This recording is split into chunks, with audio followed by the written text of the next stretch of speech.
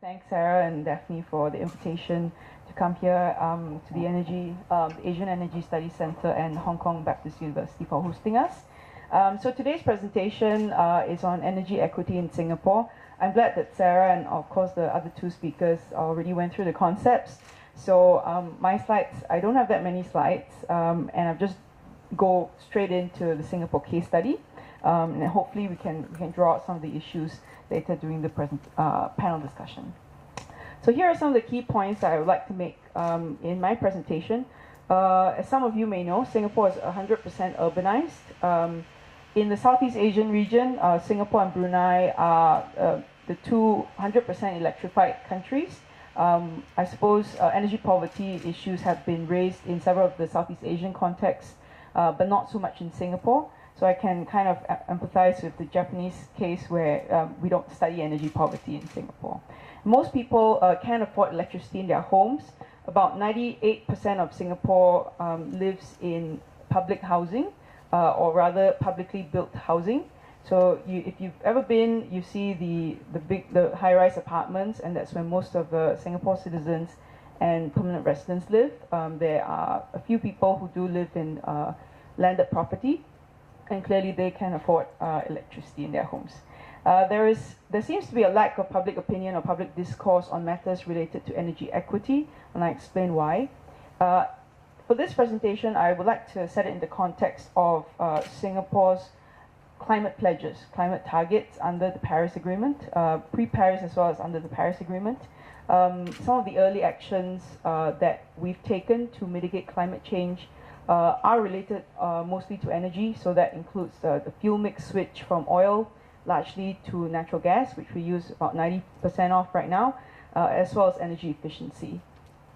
We have introduced enhanced measures in order to fulfill our Paris pledges, and these, in my presentation, I'll explain that they have a potential to affect lower-income families, and they include the carbon tax that has been introduced, but it will only be implemented in 2019. We also have plans to become fully liberalized in terms of our electricity market by the end of 2018. And I would say that finally there remain many challenges ahead for Singapore if we would like to maintain reliable and affordability in terms of electricity, while also trying to achieve our ambitious climate pledges. But whether or not our climate pledges seem ambitious, we can also have a discussion on that. And I'll explain why I just said that. So Singapore is an urban city-state. We're very small. We're located just above the equator, low-lying and gentle topography. Our highest point is 164 meters, so very flat topography, not much chance of us harnessing hydropower, for instance. I think the best case for renewables is solar power for us, and because we're so small, nuclear is also quite touchy as a subject in Singapore. Wind you don't have much of because, again, quite close to the equator. There's some talk about geothermal, but the springs that we have are located in military areas, so can't be harnessed fully. Very dense, perhaps maybe not so dense like Hong Kong, but still one of the highest in the world because of our size. Quite affluent country, GDP hit about $400 billion in 2016, which then if you divide by a small population, you get a very high per capita GDP.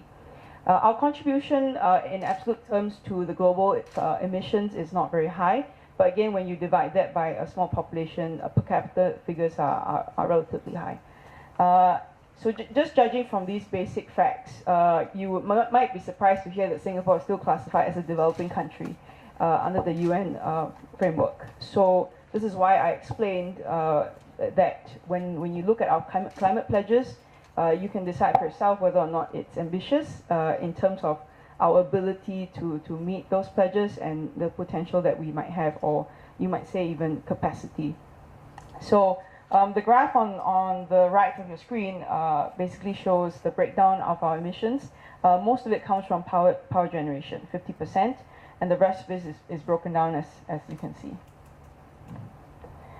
We have two pledges that are currently in effect, the 2020 Copenhagen Pledge, if you will, We originally submitted a two-part pledge. It's an unconditional pledge of 7 to 11% below business as usual.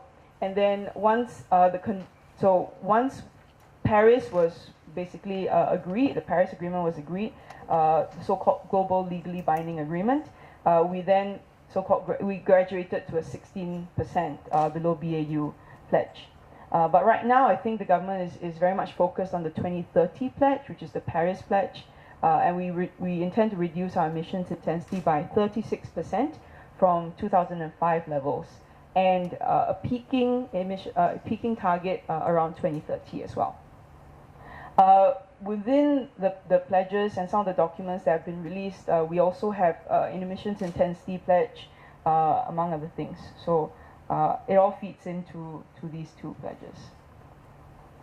In terms of our institutional structure in dealing with climate change and by extension energy, we have an Interministerial Committee on Climate Change, which is chaired by the Deputy Prime Minister, DPM Teo Chee Hean, and most of its members comprise of ministers with holding other portfolios, and the permanent secretaries in these ministries also participate in some of the meetings.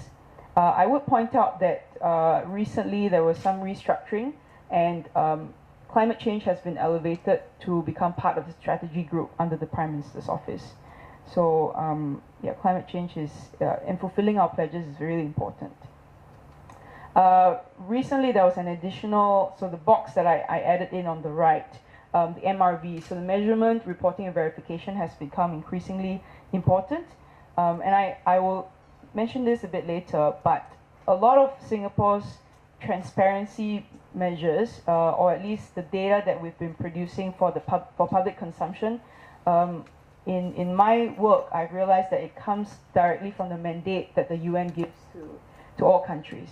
So we've been able to, as research staff, been able to access more information because the UN requires all countries to submit biennial reports now, as opposed to in the past where you only had to submit reports once every 4 years. So some nice pictures for you. This is our current Foreign Minister, Minister for Foreign Affairs, rather, Dr. Vivian Balakrishnan, and here he is submitting Singapore's ratification document for the Doha Amendment, which currently is still not yet in force. So this document, well, the Doha Amendment itself extends the life of the Kyoto Protocol, which was only operational between 2008 and 2012. So currently at the moment, the Kyoto Protocol is the second commitment term is not in force, but Singapore does not have any obligations under the Kyoto Protocol.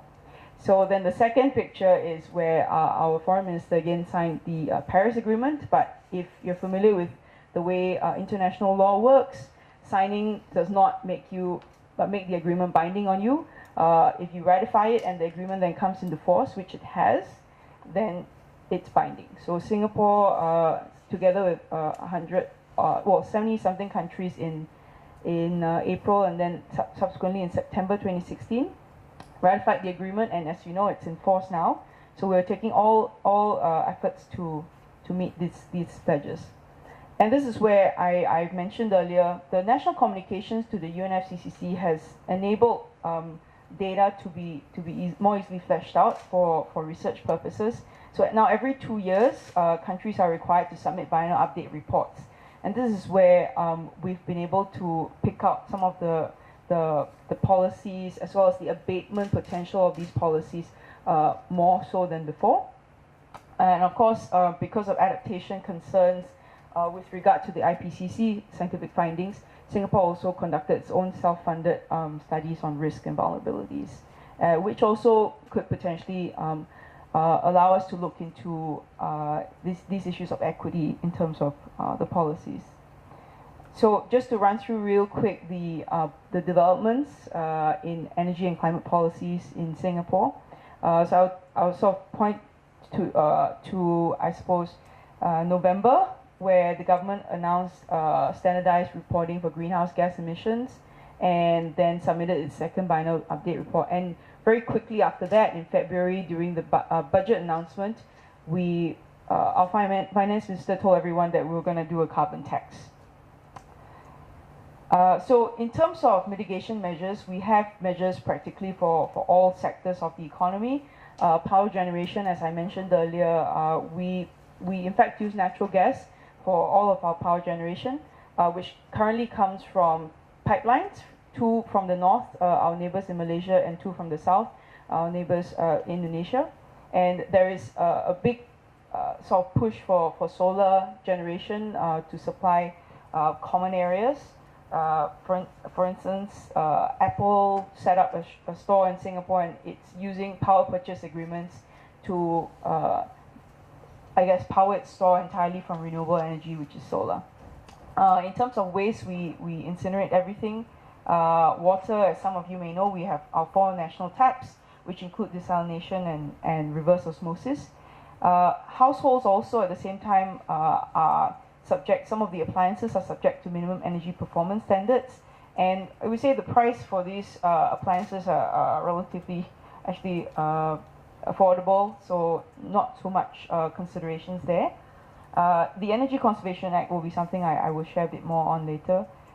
Most of the buildings in Singapore are subject to the Green Mark legislation. If they're not already certified, they will have to be, all existing buildings will have to be certified by the end of 2030. And for transportation, fairly good and affordable transportation. So I remember a question earlier, but unfortunately I don't have that in my slides today. And for industries, this is where I will explain why I think that the carbon tax will impact some of the lower income families because of cost pass-through with regard to the carbon tax. And so just to take you through the energy and carbon efficiency measures in Singapore that relate to equity, we have the National Environment Agency and Economic Development Board that administers all of the related measures and also grants. So many of these grants were not very well, there was not very well uptake because most of the firms operating in Singapore are multinationals and small, medium-sized enterprises, and a lot of them come from the petrochemical sector. Singapore is the 3rd largest petrochemical refining facility, or is home to the 3rd largest petrochemical refining facility in the world after Houston and Rotterdam. So some of the measures, as you might be able to link up now, are targeted at these high-emitting facilities. And it's likely that the cost pass-through will actually move out of Singapore. So because of the export nature of these industries. On the other hand, the industries, as I said, 50% of the emissions comes from the power sector. And because of our lack of recourse to harnessing renewable energy on a large-scale basis to displace natural gas, it's likely that the cost pass-through of the carbon tax will affect households, as it were. All right, so this Energy Conservation Act in Singapore, a lot of people don't really know what it is about. In fact, it really just is a very basic Energy Conservation Act. If you're a firm that consumes more than 54 a certain 54 terajoules of energy or more annually, then you are subject to submitting, first you have to hire or train an energy manager, one single manager for an entire plant or facility. You have to submit a report to the government, and you have to submit an energy and efficiency improvement plan. Now, very recently, the act was enhanced. The bill for enhancing the act was introduced in March, 9th of March, and the bill was accepted and passed on the 3rd of April. It took a month for energy enhancements to be approved, and like most laws in Singapore, they're passed very quickly. If you are familiar with Singapore's system, actually we have 6 opposition members out of a parliament of 89. So that means that even if it went to a debate by the 3rd reading, mostly these laws will be passed. So that relates to whether or not the people get an opportunity to discuss what these enhancements to legislation, what it means for them. Actually, there was very little coverage in the newspapers as well. And so if I ask anybody back home, very few people will understand what these enhancements actually mean for them or the companies, right? So if you, some of you may be wondering about industry consultations, all done behind closed doors, not particularly open even to academia sometimes. So if I talk a little bit to public transport, as I said, I think the government is trying to increase the use of public transport and overall by increasing the rail network, buses as well. And we're also getting these bike sharing facilities, old bike, and encouraging car-free Sundays, that sort of thing. Active mobility, active health, and bike sharing all comes under the same sort of policy. And electric vehicle sharing as well. So again, over time, transportation and the use of energy in transportation is becoming more electrified, actually, as you can tell. And it's likely that the sharing also is probably going to be quite right. But we could certainly look into the equity question with regard to transportation. As I said, households, there seems to be an awareness about households, energy savings. Most people in Singapore are kind of, we have this term that we use is kiasu or pasu in Singapore, and most people know how to save money when it comes to using electricity. So your parents or your mom will tell you to turn off your appliances, or some people will charge their electrical appliances in the office or in school. So you find that actually more companies using more electricity than in the home. We are pressing on solar power, in fact, but there was this issue I was just telling Sarah earlier about, I didn't actually include it in my slides because there was a debate about whether the housing units, the public housing units, could potentially use solar power to power the homes. And then the government actually came out and said, no, you can't, because how do you equitably share solar power generated on rooftops among the 400 residents that live in this public housing block? But it does seem that these days that's entirely possible. And so maybe when I get back, I can look more into this. But the government is pressing on with solar leasing models as opposed to owning the panels themselves. It seems to be quite a popular and very successful model that's been used in Singapore. And apart from having solar on buildings, we're also testing out solar PV on our reservoirs, which is one of our 4 national taps for water. And that also seems to be fairly successful at the moment. Yes. And in terms of waste, as I mentioned, we incinerate all of our waste, and that generates 3% of our electricity demand. Oh, and by the way, I should say that in terms of electricity generation capacity, Singapore has 100% extra. So we don't need renewable energy. And I would like to point out these 2 documents, if any of you are interested in Singapore's plans particularly. This is the first time that Singapore has ever released a climate action plan that includes a separate document entirely on adaptation. I think that speaks a lot to concerns related to sea level rise, heat stress, as well as our ability to be resilient to change, and climate change in particular. I think last 2 slides I have. So the carbon tax is scheduled to begin in 2019. It was announced this year, as I mentioned. The rationale clearly is to complement some of the early actions that we have earlier announced, such as energy efficiency, and really this will be to stimulate clean energy, clean tech uptake and market innovation. Why between 10 and 20%? We haven't really decided. We're actually looking globally at some of the case studies, some of the examples from other jurisdictions, and it will affect about 30 to 40 large emitters in Singapore, and industry consultations are ongoing, although we are not quite sure what they think about carbon tax itself. It was fairly sudden when it was announced.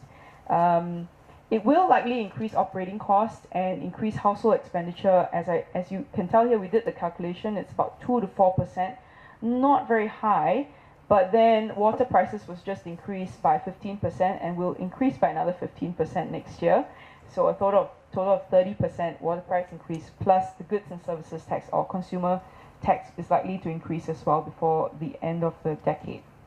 So all this included, we suspect that the prices will increase quite significantly for lower income households. And I did point to full retail contestability by end of 2018. Many people in Singapore do not know what this means. All this while we've been quite lucky in that we have one main distributor of energy, and in fact the utility bill comes all together, your water, your conservation tax and your electricity price is all in one bill. And so most people don't know the breakdown of how much they've used, which is bad. And I don't see, it will be very challenging moving ahead in terms of full retail contestability, because you will have the large retailers trying to customize and differentiate themselves, offer you really good deals, and it might lock people into a very bad situation if their household dynamic changes. So as you see here, it will see the market open up, customized price plans, but this might adversely affect some consumers that may not be so much in tune with how this might affect them over the sort of midterm as well. And there's certainly no guarantee that prices will come down for consumers at all.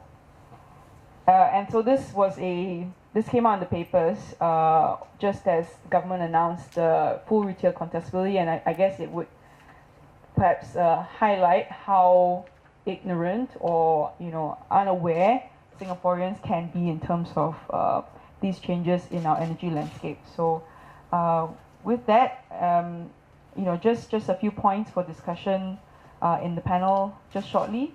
So the current slew of measures are available. They all look very good on paper, but how they'll actually pan out is questionable.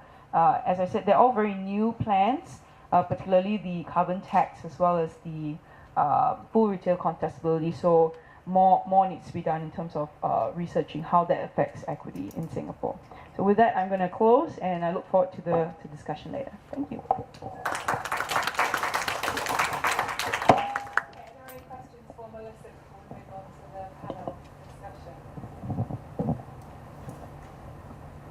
Everyone's tired.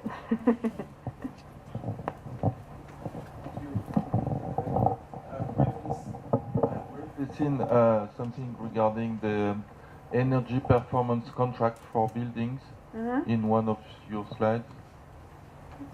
Yes, the next one, I think. Guaranteed energy saving. Yes, this. Yeah. This one? Sorry. Tip. No.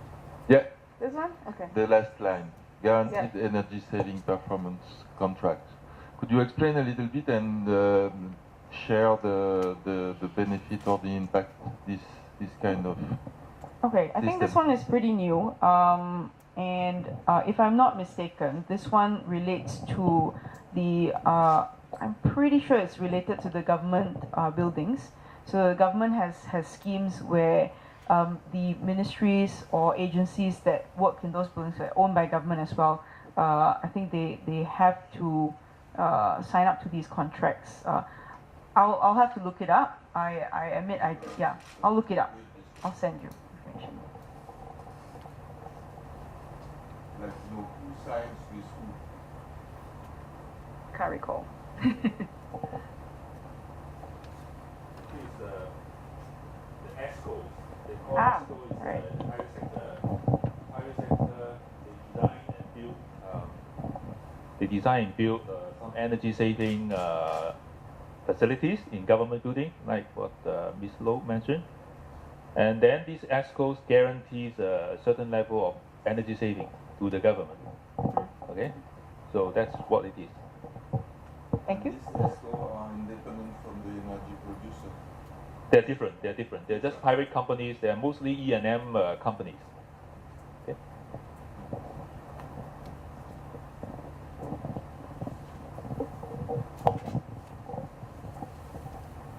Okay, if there are no further questions, I guess we can move to the panel, but I would just like to